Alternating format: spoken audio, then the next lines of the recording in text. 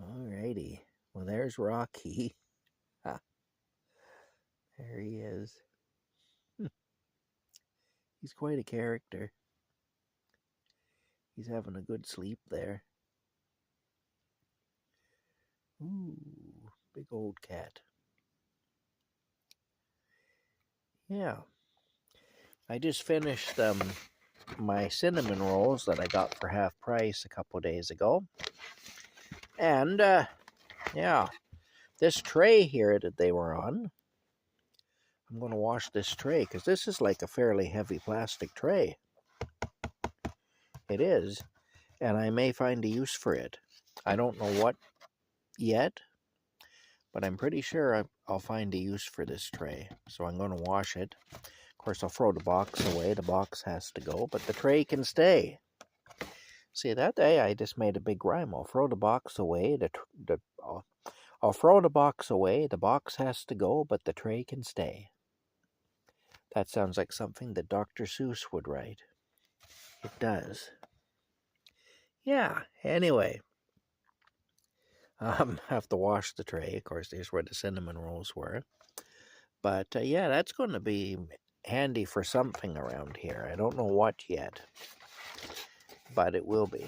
I know in my, I know right in the bones of my being, in the balls of my feet, I know that this tray will be of some use.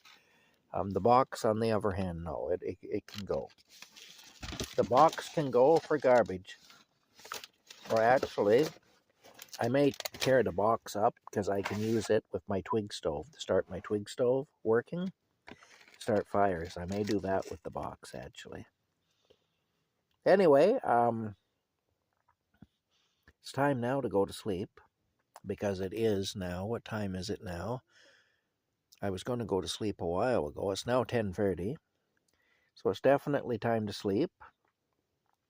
Tomorrow I have to go into town and buy some propane and some gasoline, and yeah, I have some business I have to tend to in town, so I'll do all that tomorrow.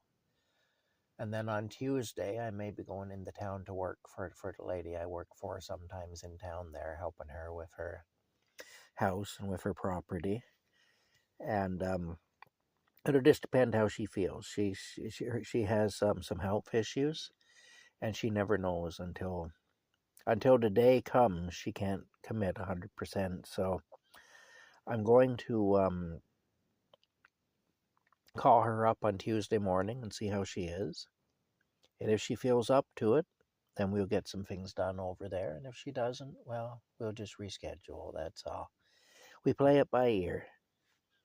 You know, it's a hard thing, for people when their health goes like that.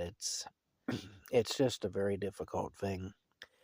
If you don't have your health, then it messes you up in so many ways. And I've seen this. I've experienced it myself to a degree because my health was adversely affected when I was used as a guinea pig for experiments for drugs when I was 8, and it has affected me in my life in different ways. And I'm not as healthy as I should be because of it. But I see people, though, who were healthy and were far healthier than I was when I was young, that's for sure, than I am now at one time. But then their health just went completely downhill. And I see how it affects them and how they're unable to do the things they want to do, and it's frustrating for them. And the quality of your life just isn't the same when you can't do the things that you could do. And it's frustrating because in your mind, you're still wanting to do those things, you know? So it's very frustrating. Anyway, I'm glad I'm able to help in some small way with that. And I say I earn a little bit of money doing it, and it's actually very satisfying work for me. I like it on two levels. I like it because I'm able to help people. I'm able to help people to retain whatever independence they still have, and I'm also happy about it because I also another thing that I find very satisfying about it is at the end of the day, I can actually see the difference that my work has made. I can actually see how much better a place looks, or I can just see the results of my work, and I like that. You know, whatever that happens to be, wherever I'm over at the neighbor's property clearing the trails of overgrowth and so on, or whether I'm or helping, to painting an outbuilding, or raking leaves, or washing the exterior gutters and all that, because they get all mildewed and soiled, on the house and stuff, or whatever it happens to be. When I see the difference between how it was when I arrived and how it is when I left, it's very satisfying, and the fact that I know that little bit of difference that I made that day is going to help those people to be able to stay in their home and to retain their independence. That's also a really nice feeling. And it doesn't hurt to leave with a pocket full of money, to have earned $120 or $140 or whatever. That really helps me out. And so I leave with a sense of satisfaction. I leave feeling like I did something good and made a difference.